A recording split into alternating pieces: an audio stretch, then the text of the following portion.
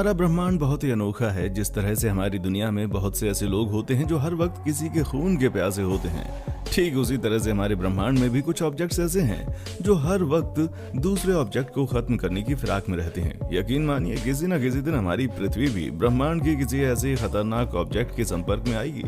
ब्रह्मांड के इन्हीं सबसे खतरनाक ऑब्जेक्ट्स में से एक है ब्लैक होल, जिसने आज तक हमारे ब्रह्मांड में न जाने कितने ग्रहों और कितने तारों को अपनी चपेट में लिया है।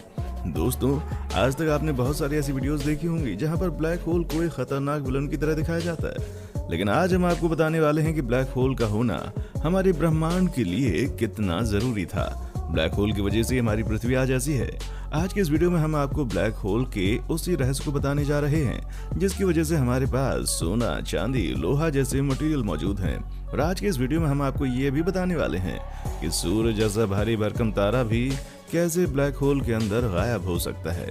दोस्तों, बहुत बार आपने ये सुना होगा कि ब्लैक होल एक बहुत ही खतरनाक चीज है, एक ऐसी खतरनाक चीज जिसके पास जो भी जाता है वो उसी के अंदर गायब हो जाता है। लेकिन ब्लैक होल का होना हमारे ब्रह्मांड के लिए बेहद जरूरी था। फिलहाल ब्लैक होल हमारे ब्रह्मांड के लिए जरूरी क्यों था, इसे जानने के लिए आप आगे की बातों को बहुत ध्यान से सुनिएगा। दोस्तों, आपने बहुत बार पढ़ा या फिर सुना होगा कि ब्लैक होल के पास जो भी चीज जाती है वो उसके अंदर समाहित हो जाती है। जी हाँ दोस्तों, ब्लैक होल का गुरुत्वाकर्षण बल इतना ज्यादा होता है कि बड़े बड़े तारे, यहाँ तक कि बड़े बड़े ग्रह भी उसके अंदर गायब हो जाते हैं। ब्लैक होल के अंदर इतना भयंकर दबाव होता है कि वे सभी ग्रह और तारे उस छोटे से ब्लैक होल के अंदर ही एडजस्ट हो जाते हैं। इसी भयंकर दबाव की वजह से वे ऑब्जेक्ट एक नई चीज में कन्वर्ट हो जाते हैं। जैसा कि आपने किताबों में पढ़ा होगा कि हमारी धरती के नीचे भयंकर गर्मी और दबाव की वजह से कार्बन के एटम्स डायमंड में कन्वर्ट हो जाते हैं। ठीक यही प्रक्रिया ब्लैक होल के भीतर भी होती है। ब्लैक होल के अंदर का घनत्व इतना अधिक बढ़ जाता है कि वहां पहुंचने वाले हर ऑब्जेक्ट को एक बहुत ही भयंकर दबाव झेलना पड़ता है, जिसकी वजह से ब्लैक होल के भीतर नए नए ऑब्जेक्ट का जन्म होता है। लेकिन एक ऐसा वक्त आता है जब ब्लैक होल का सामना ग्रह या फिर तारे से नहीं, बल्कि ठीक उसी के आकार के एक दूसरे ब्लैक होल से हो जाता है। ऐसी स्थिति में दोनों ही ब्लैक होल में एक दूसरे को अपने अंदर एब्जॉर्ब करने की जंग शुरू हो जाती है, जिसके बाद उन दोनों ब्लैक होल के बीच एक भयंकर धमाका होता है, जिसे हम फिजिक्स की भाषा में किलोनोवा के नाम से जानते हैं। इस भयंकर विस्फोट की वजह से ब्लैक होल के अंदर जितने भी ऑब्जेक्ट मौजूद होते हैं वो पूरे ब्रह्मांड में बिखर जाते हैं। और ये धमाका इतना भयंकर होता है कि ब्लैक होल के अंदर से निकलने वाले ऑब्जेक्ट ब्रह्मांड में दूर दूर तक फैल जाते हैं और वे सभी ऑब्जेक्ट्स अपने आसपास के ग्रहों और उपग्रहों के अंदर समा जाते हैं। वैज्ञानिकों का मानना है कि ब्लैक होल के अंदर से निकलने वाले उन्हीं ऑब्जेक्ट्स की वजह से आज हमारा यूनिवर्स ऐसा है। उन्हीं ऑब्जेक्ट्स की वजह से आज हमारी पृथ्वी ऐसी है और हम इतने डेवलप्ड हैं। ब्लैक होल से निकलने वाले इन एलिमेंट्स की वजह से ही हमारी पृथ्वी आज ऐसी है। क्योंकि पृथ्वी के शुरुआती दिनों में एक ऐसे ही ब्लैक होल में विस्फोट हुआ था। उम्मीद करते हैं कि अब आप समझ गए होंगे कि ब्रह्मांड में ब्लैक होल कितना ज्यादा इंपॉर्टेंट है। दोस्तों, अब तक आपने ब्लैक होल के बहुत सारे खतरनाक किस्सों के बारे में सुना होगा, लेकिन आपको ये जानकर हैरानी होगी कि कोई भी ब्लैक होल चाहे कितना भी बड़ा क्यों ना हो, उसकी एक निश्चित सीमा होती है जिसे उस ब्लैक होल का इवेंट होराइजन भी कहा जाता है। अगर ब्लैक होल के उस इवेंट होराइजन के बाहर कोई भी ऑब्जेक्ट मौजूद है तो ब्लैक होल उसका कुछ भी नहीं बिगाड़ सकता। लेकिन जैसे ही कोई भी ऑब्जेक्ट चाहे कितना ही भारी भरकम या फिर मजबूत क्यों ना हो, लेकिन अगर वो एक बार ब्लैक होल की इवेंट होराइजन को टच करता है तो उसका खात्मा उसी वक्त शुरू हो जाता है। दोस्तों, ऐसा भी नहीं है कि कोई भी ऑब्जेक्ट ब्लैक होल के इवेंट होराइजन के पास जाते ही एक झटके में उसके भीतर चला जाएगा। दरअसल ब्लैक होल का फोर्स ऑफ अट्रैक्शन इतना तगड़ा होता है कि जैसे ही कोई ऑब्जेक्ट ब्लैक होल की इवेंट होराइजन को टच करता है तो उस पर एक भयंकर खिंचाव पड़ता है, जिस वजह से उस ऑब्जेक्ट की लंबाई हद से ज्यादा बढ़ जाती है।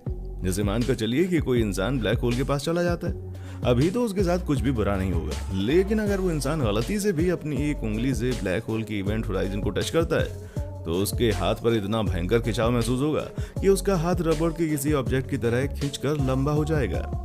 दोस्तों, ठीक इसी तरह से जब किसी बहुत बड़े तारे का सामना भी अगर किसी ब्लैक होल से हो जाता है तो ऐसा बिल्कुल नहीं होता कि वो तारा एक झटके में ब्लैक होल के अंदर चला जाता है, बल्कि इसकी शुरुआत होती है उस तारे से निकलने वाली रोशनी से। ये तो आप जानते होंगे कि ब्लैक होल का गुरुत्वाकर्षण इतना ज्यादा होता है कि वो प्रकाश को भी अपने भीतर खींच लेता है। यही वजह है कि जब कोई तारा ब्लैक होल के करीब आता है वो ब्लैक होल सबसे पहले उस तारे की रोशनी को अपने अंदर खींचना शुरू कर देता है। ये तस्वीर नासा के द्वारा साल 2018 में रिलीज की गई थी, जिसमें आप देख सकते हैं कि एक ब्लैक होल के चारों तरफ बहुत सारी रोशनी घूम रही है। दरअसल इस वक्त इसका सामना ऐसे ही किसी तारे के साथ हुआ था। शुरुआत में ब्लैक होल तारे से निकलने वाली सारी रोशनी को अपने अंदर खींचना शुरू करता है, जिसकी वजह से ब्लैक होल के चारों तरफ इस तरह से रोशनी बिखर जाती है। इसके बाद धीरे धीरे वो तारा भी खिंचाव के साथ लंबा होकर धीरे धीरे ब्लैक होल के अंदर जाना शुरू कर देता है और कुछ समय के बाद वहां पर सिर्फ और सिर्फ अंधेरा कायम हो जाता है। माहौल ऐसा हो जाता है, इस बात का कोई सबूत ही नहीं रह पाता कि वहां पर कभी कोई तारा हुआ भी करता था। दोस्तों, ब्लैक होल को आप जितना खतरनाक समझते हैं वाकई में उतना खतरनाक होता नहीं है। दोस्तों, ब्लैक होल की एक सबसे बड़ी कमजोर कड़ी होती है और वो ये कि इसे अपने आप को जिंदा रखने के लिए हर वक्त किसी ना किसी मैटर को खाने की जरूरत पड़ती है। यानी कि अगर कोई ब्लैक होल किसी दूसरे मैटर को अपने अंदर एब्जॉर्ब नहीं करता है तो धीरे धीरे उस ब्लैक होल का अस्तित्व खत्म होने लगता है। दरअसल होता यह है कि कोई दूसरी चीज ना मिलने की वजह से ब्लैक होल अपने आप को ही खत्म करना शुरू कर देता है। दोस्तों, बहुत सारे लोग ऐसे हैं जो सोचते हैं कि अगर कोई ब्लैक होल हमारे सौरमंडल में घुस गया तो वो पृथ्वी, मंगल, बुध सहित हमारे सूर्य को भी खा जाएगा।